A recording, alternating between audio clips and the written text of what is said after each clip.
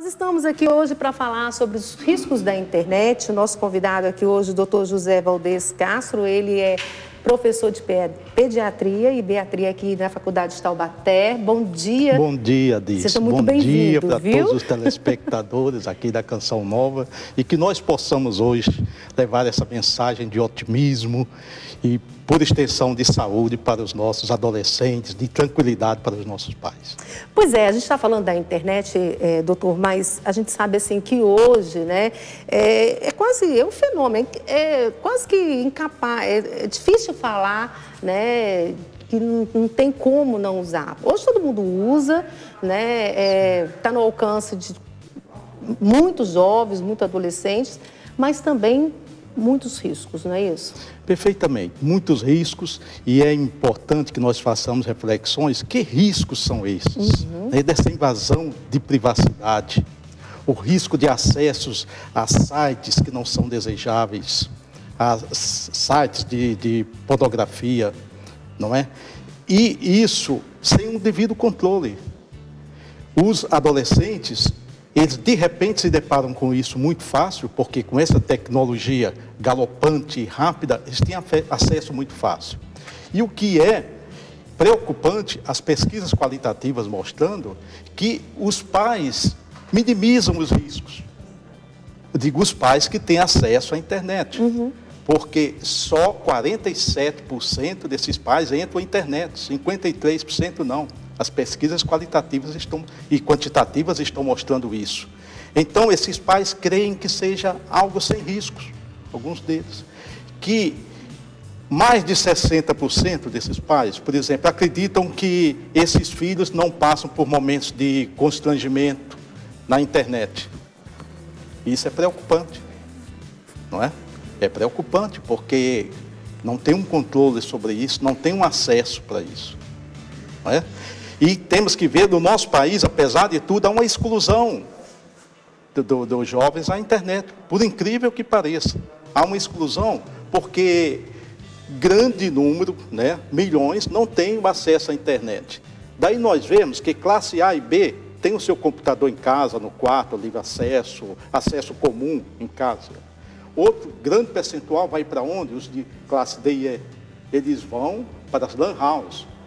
Que aí o risco é maior ainda. É o risco maior. E o Brasil é o país do mundo que tem maior número de lan house. Quem tem lan house sabe disso, investe e cresce com suas lan house. Porque as estatísticas mostram também que 10 milhões de usuários da internet no Brasil tem entre 6 e 14 anos, né? Então as crianças estão chegando mais cedo também. Mais cedo, existem pesquisas mostrando, não é, que a idade de acesso abaixo de 10 anos, acima de 50%, abaixo de 10 anos, não é? Na Europa, pesquisas comparativas, na Europa também assim, por exemplo, Suécia, 7 anos. Mas nós temos esse percentual elevado de mais de 40%, se não me engano, 47%, já entrando na internet antes dos 10 anos. Só recordando, né, a geração X, que é aquela de 60 a 80, eu acho que não tem ninguém aqui, X, tem antes X, que sou eu, né? E de 80 a 90, a geração Y, né, que foi a geração marcada pela tecnologia, muitas informações, né, mas muita concorrência, muita ambição pelo futuro, né, e esses ficaram, digamos, muito ansiosos. Depois vem essa geração Z, os meninos antenados com esses múltiplos dispositivos. Que aí já começa a entrar na tecnologia, eles já nascem nela. Já nascem dentro dessa tecnologia, E acaba tendo essa capacidade, né, de estudar, escutar música e estar no computador. Da simultaneidade. Só que a gente tem que prestar atenção que muitas vezes, como é que fica a capacidade de reflexão em cima disso? Né? Pode ficar comprometido. E agora estamos vendo essa geração alfa. Isso me preocupa, a alfa, pelo seguinte, eles já nascem com essas habilidades todas que estão sendo colocadas, é o potencial de ansiedade que vai em cima dessas crianças. Recentemente eu fui a São Luís do Maranhão e eu prestei atenção desde o aeroporto, uma menina de 2 anos, geração alfa, e lá com o dispositivo. Quando entra no avião, tinha que desligar tudo. A menina aprontou um escarcéu e a mãe falou, olha, ela não tem como controlar, porque só dando isso aí. Mas será que é assim? Será que é assim? Eu fico imaginando, doutor, essa geração alfa utilizando um computador 386, você lembra dele? Exatamente. A lentidão que era. Quer dizer, a ansiedade dessa criança usando um computador 386... Vamos achar uma coisa jurássica. Agora, voltando ao uso da internet, né, que os pais não ter essa noção, minimizar o risco, e achar assim, nossa, ele tem acesso muito fácil, nossa, ele é muito inteligente, acessa tudo isso. Mas como que fica isso, digamos, num processo educativo? Eu estava vendo o professor ali, né? Isso é muito importante. Esse confronto das gerações. Confronto das gerações e crescer junto a isso. Porque a internet na escola, mais do que é importante, mas não é só colocar o dispositivo internet, treinar professores, não é? Treinar esses professores, motivar e dizer o porquê, uma reflexão crítica, o porquê que está se usando essa internet. A internet é um mecanismo de socialização, instrumento de socialização, evidentemente que é, de socialização, de instrução e tudo, transmitir valores.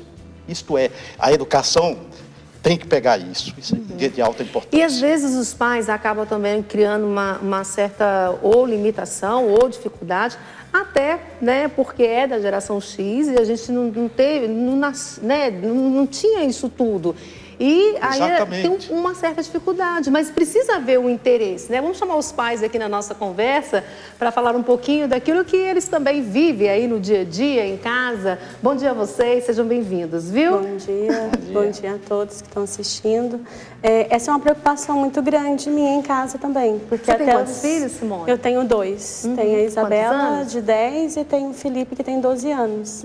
E meus filhos, o Felipe até os 9 anos, foi criado nos Estados Unidos, que é uma realidade completamente digital.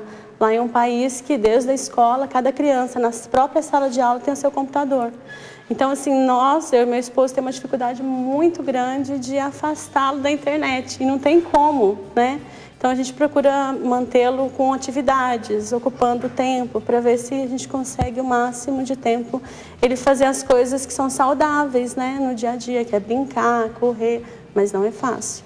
Eu compreendo o que a Simone está dizendo e realmente esse fenômeno está sendo estudado e muito preocupante para pediatras, ebiatras, pela ansiedade que isso desperta. De repente já não pode viver sem aquilo, né? Está contando os minutos para ficar só com aquilo.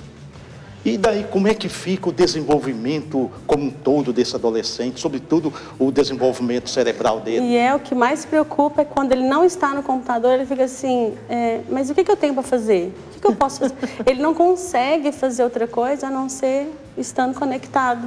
E eu diria, vai jogar bola, né? Vai jogar bola, porque ele, estando entregue à atividade física, a neurociência está mostrando aí, a atividade física estimula o desenvolvimento de neurônios também, estabiliza o humor das pessoas, não é? Promove esse desenvolvimento, digamos, físico, emocional, equilibra as coisas. A atividade física não é só desenvolver músculos, algo muito mais além. Fora as substâncias que são liberadas dentro do organismo, as chamadas endorfinas e outras substâncias que nós nem conhecemos. E, na verdade, doutor, eu acho que nós, pais, precisamos ensinar os nossos filhos a brincarem. Ensinar. Porque desaprenderam, não é? Igual eu tenho também 2 crianças, uma de 9 e outra de 5. A minha filha agora, com 9 anos, né? Claro, ela caiu aprendendo a andar de bicicleta, tomou uns certos medos. Mas agora ela descobriu a bicicleta. Então, para ela está sendo maravilhoso. E eu vou incentivando. Vamos brincar de bicicleta, vamos brincar.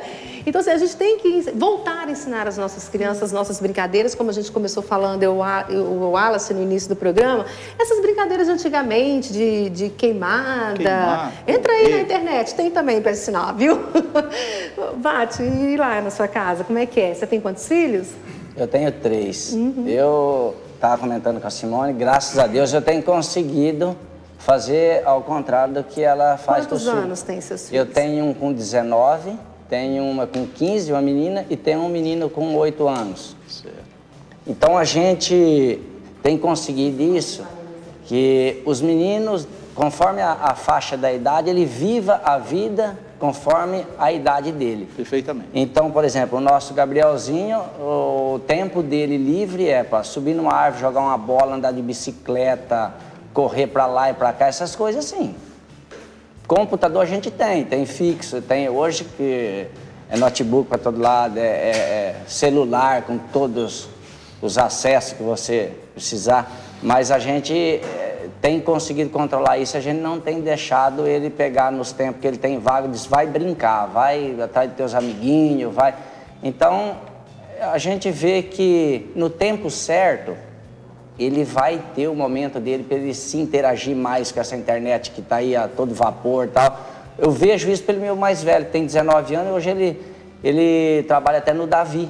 E ele hoje mexe na parte de computador e tal. Então, mas no tempo dele, ele se adaptou bem, vai muito bem. Mas a criança, eu acho que tem que ser criança naquele momento, brincar, jogar bola. Nada de ficar ali muito fixada. Não que não vai ter uma brincadeirinha, vai brincar uma hora e tal, mas bem restrito isso aí, porque eu acredito, no meu jeito de pensar, que isso aí não ajuda o desenvolvimento da criança. Criança tem que ser criança e brincar com aquelas brincadeiras que eu brincava há muito tempo atrás. Aquelas coisas mais saudáveis. Estão se deixando se esvair a infância. Onde é que está ficando a infância?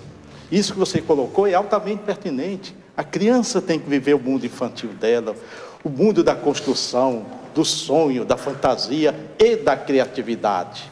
Veja só os trabalhos mostrando que essas crianças que ficam horas na internet, horas e horas na internet, o que acontece? Você estimulou visão e audição, tão somente.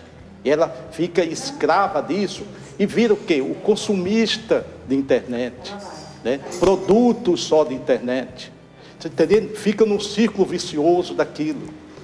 E isso vai gerar o quê? Para ela, de imediato ou proximamente, um potencial de ansiedade, de difícil controle.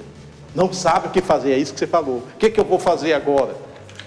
Não, na internet não, você tem tarefas escolares, você tem que brincar com seus amigos. Ah, mas eu só sei estar com meus amigos se for através de e-mail, nada. Um dado importante, o Brasil é um dos países do mundo em que os jovens mais acessam as redes sociais. Não é? 61% desses jovens já têm Face e colocam tudo lá, se expõem, colocam desde fotos, vídeos, sua vida íntima. E aí o risco? E aquele que pega mal intencionado todos esses dados? É algo para se pensar. Tem um site de bloqueio 100% seguro, a gente sabe disso. E não adianta também proibir em casa, colocar sites, né, de bloqueio, sendo que a criança vai ter contatos fora de casa, né, doutor? Eu acho que o método mais eficiente ainda é esse diálogo, esse acompanhamento. É o diálogo, é a família se aproximar. Mesmo porque existem pesquisas, vamos pensar no que é pensado e no que é concreto. E esses meninos, em pesquisas qualitativas, mostrando o seguinte: quem seria a pessoa que poderia orientar você quanto ao uso seguro da internet? Os pais. Só que, na realidade, não são os pais. Eles vão buscar amigos. E quem que seriam os outros? Professores. Por sua vez, o discurso dos pais, né, de quem que deveria orientar esses meninos? Os professores. Onde buscar segurança para levar para esses meninos, informações seguras para esses adolescentes. Os pais mostram o discurso, professores. Na prática, eles vão procurar onde? Na mídia, TV, rádio, etc. Então, há uma defasagem entre o que é pensado e o que é concreto. E até porque existe esse risco, como a gente viu aí na reportagem, né? Pornografia. Você já imaginou? Exatamente, Crianças? exatamente. Alterando todo um padrão de comportamento sexual e com reflexos lá para o futuro. A lei lá para o futuro. Aí pode acontecer coisas irremediáveis. Pois não. Valdez, quer perguntar? Pode ser. Fica à vontade. Eu queria que o senhor deixasse uma orientação para aqueles pais que já têm seus filhos, como no caso da Simone, que já interage desde pequeno, porque vivia uma outra realidade fora do nosso país, como agir, né, para poder diminuir essa intensidade que eles estão com esse acesso, e também para aqueles que ainda não têm seus filhos inseridos nessa velocidade toda da internet, como está aí, como eles deveriam proceder para que isso não viesse a acontecer, como no caso dela, que foi uma necessidade, porque vivia fora de uma realidade que é aqui no nosso país hoje. Isso, perfeitamente. O que acontece no discurso desses meninos, nas entrelinhas do que eles falam, é que eles gostariam que os pais falassem para eles, que orientassem, até por uma carência afetiva, digamos assim, que os pais falassem, ou que estivessem juntos. Quando eles dizem, não quero meu pai e minha mãe, fecha a porta do quarto, no fundo eles estão querendo que estejam juntos, que estejam dialogando, que estejam mostrando isso para eles. Não é? Então, é a maneira de se aproximar, é de se tornar mais junto deles. Eu fico com muito medo quando eu vejo assim, por exemplo, simpósios sobre família e adolescentes, família e jovens. E eu me lembro que o Peter Sheyman, que foi um grande teórico dos Estados Unidos, um grande teórico, ele estava numa mesa redonda, chegou um outro especialista do nível dele, falou, a família está em destruição, não sabemos o que fazer. Pelo amor de Deus, destruição não, pode estar em crise da época atual, mas sem a família nada é feito, nada é feito. Então é a aproximação da família com esse menino, mostrando, olha, não é proibido a internet, mas nós temos outras atividades que você tem que fazer também. 5 horas na internet. E de repente acontece a compulsão. Ele fica direto lá na internet. Um pediatra, imagina, um colega me procurou chorando. Disse, Valdez, eu tirei a internet, a força do meu filho, que não tinha como. E o meu filho disse que me odeia. Eu falei, mas não é isso, ele não está querendo dizer isso. Ele está querendo é a aproximação com você, é a maneira de você se aproximar, de dialogar com ele. Que este valor de orientação de família, não tenha dúvida. O adolescente tem a tendência grupal de estar com os outros adolescentes, porque estão no mesmo barco, mesmos anseios, mesmas angústias. Tem, mas ele quer sentir a segurança, a nossa segurança dos pais, e levar isso, que é o que ele fez, está conversando. Olha, tem sites que podem, tem outros que não vão ser bons para você. Horários determinados? Horários determinados, não é? Esses abaixo de 10 anos, fica em média 1 hora por dia, E o uso vai crescendo de acordo com a idade. Os que estão lá com 14, 15 anos, 4, 5, 6 horas, pelo amor de Deus. Em uma das vezes que meu filho estava acessando na internet, que ele gosta muito de jogos, E jogos online, que ele joga e já está conectado, conversando com os colegas. Meu marido interveio e chamou o pai do outro que estava do outro lado para conversar, como forma de proteção, para saber com quem que estava. Uma proteção entre aspas, doutor? Mas assim, foi um meio que ele achou de estar monitorando, porque ele também trabalha na internet e quando meu filho está conectado, ele está próximo, vendo qual site que ele está, ele está em qual jogo ele está. Mas em contrapartida, eu tenho pessoas que eu sou educadora.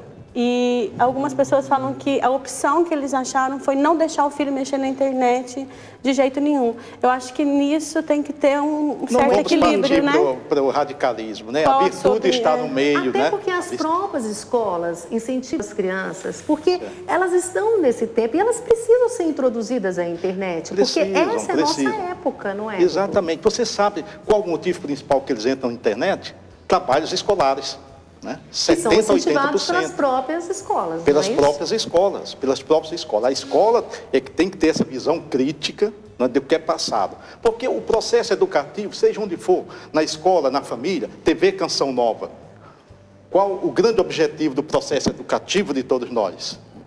É ser mais e ser mais. Atrelado isso ao ter mais valores. Não é o econômico só, evidentemente que isso precisa para as suas despesas, etc, etc. Mas é ter mais conhecimentos, ter mais valores, para ser mais como gente, para se aproximar do Criador. Não é verdade? É verdade. Essa é que é a grande verdade. Então vamos utilizar tudo isso. A internet no processo educativo, importantíssimo, meu Deus do céu, para trazer toda essa bagagem de conhecimentos, reflexões e tudo. Saber usar isso. Até porque, igual o Wallace estava falando ainda há pouco, é incrível, Eu tenho uma filha de 5 anos, não é? Às vezes ela pega meu celular, não é? Ela sabe fazer coisas que eu não sei, depois ela faz, eu não sei voltar. Eu falo, minha Nossa Senhora, como é que você conseguiu fazer isso? Exatamente, como nós chamamos habilidades. Como que ela aprendeu? Quem foi que assim ensinou? Parece que dentro deles, já veio o Wallace... São as conexões cerebrais muito rápidas deles. O Wallace disse que não precisa do manual. Parece que o manual já está embutido dentro deles. O que o Wallace fala tem razão, o que o Wallace fala. Parece que já vem tudo embutido. São as conexões rápidas cerebrais. Como é que ele sabe? Como é que ela sabe mexer naquilo, Eu falo, meu Deus, mas porque a criança já está trazendo essa evolução dentro dela também, não é?